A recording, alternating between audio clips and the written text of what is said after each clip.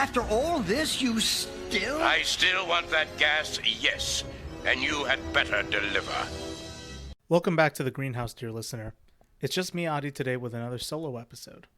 I hope this one turns out better than the last one did. I made sure I drank some water ahead of time for this one, but hey, it's what it is. It's another prepared speech I'm reading off here again, and let's see how much I'm able to get out, because I plan to talk about a very vague and overarching feeling, but I can't guarantee I'll describe that precisely or even make any coherent insight out of it. But I'm speaking to this new sense of unease for me and maybe some other fellow observers in the present, of an almost pervasive yet taboo sense that there is no future. This may make sense for those of us who view the Cushvlog, or you may have come to a similar realization of your own accord. It's anecdotal, but enough friends and people in my parasocial spheres have reached some variant of this conclusion, that there seems to be a lack of a future, be it for us as a generation, a nation, or a species. With the aesthetics of apocalypse common in our media, or as a backdrop for conspiracy theory and survival preppers, it seems like an uncomfortable joke in the mainstream. You don't give it due diligence or attention, but you look at it a little more than you like and it keeps you unsettled. Just a little bit. I insist, however, it may be time to possibly accept that the apocalyptic moment had passed us a while back and that we're actually living in it right now. It's not something to anticipate and fear. It's the actual moment. I don't mean to alarm you with that, not at all. This isn't a scare fest I want to engage in. However, it is indeed a radical shift in perspective that I encourage you to take because the moment requires it. I can't guarantee that just adopting a new framework is enough to pull us all out of this mess. It absolutely can't be. But as of late, I've been coming to the realization that in spite of how behind one can feel or be, there's no time like the present to catch up. I do worry that for this one, I'm going to come off as a bit of a self-absorbed editorial writer, so please bear with me. I promise you in earnest, this is just me going off. I'm no expert. I wouldn't even go as far as to say I'm the only person describing this phenomenon. And I'll try to point you in the direction of some people who might be useful to listen to here. Matt Crispin. Heck, if you got someone who's speaking to this moment, recommend them to me. Send that my way. I think the uniquely American obsession with apocalyptic concepts in media as an abstract fear or as the basis for the medium itself, right? It might have to do with just how much we're given and how much we're promised. Very little acknowledgement seems to happen in the mainstream when it comes to trying to understand the nature of consumption that we use to obtain the goods and services that we take for granted. And these can be hidden behind dry and dull concepts of the supply chain, to what we can see as the brutal extractive labor performed by people, and that's done to the environment in the quote-unquote third world. And we even see it discussed frequently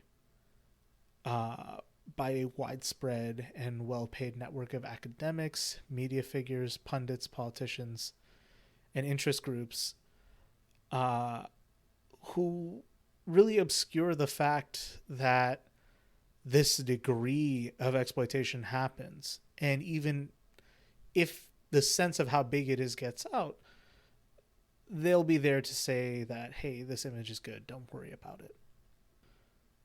Now, when they can't do that, they can at least try to get people not to care so much.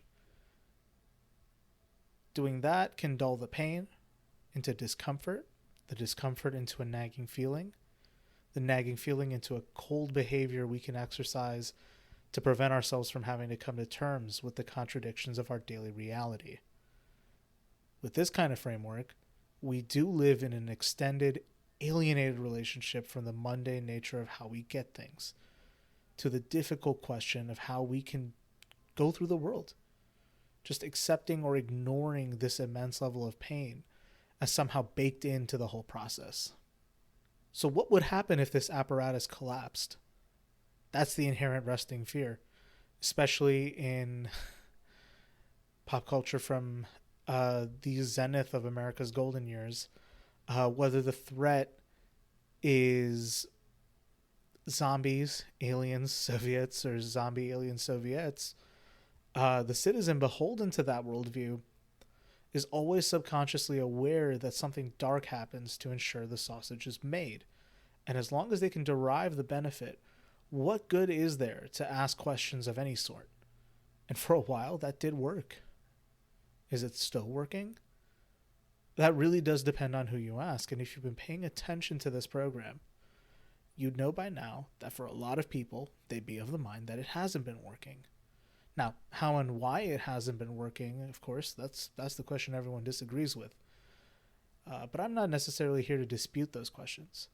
If you have to know, I'm of the mind that once America took the deep neoliberal turn, and then the layup from Nixon onwards was probably the point where pleasure started to get sent up and pain started to get sent downwards. It's been happening for a while, but I think that intensified it into what we recognize today. For whatever reason, I see that the most accepted Beltway commentary seems to allege that things are better and in fact are on their way to the top. And that, say for instance, the pandemic's damage is nearly over. Then there are the loud voices they look on with disdain that say the end is coming. But if you push those loud voices, they'd also agree that the crisis point has not yet been reached.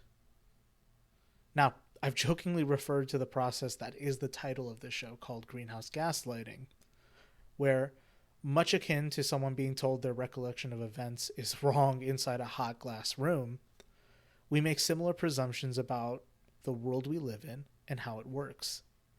Keep in mind, this may be a useful framework to analyze the most engaged and online Democratic and Republican partisans, bound by a strange and honestly somewhat lame loyalty to certain media figures aligned with each respective party, or the politicos that are celebrities to them. And they know how to really work those pre-written stances on the culture war arenas. Trump's base, and by token, Biden's base, may be good groups to apply this lens to. And my critique of the Biden base as of late has been that in spite of making a grand plea for the renunciation of Trump and using the unfortunate events of January 6th as an indictment to justify the need to put themselves in charge, did indeed present the threat of Trump's re-election or election fuckery as a cataclysmic risk. Cataclysmic risk.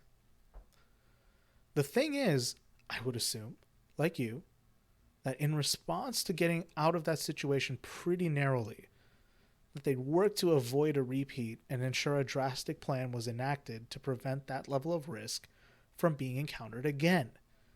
Maybe they can't act that drastically. Maybe they don't learn from experience.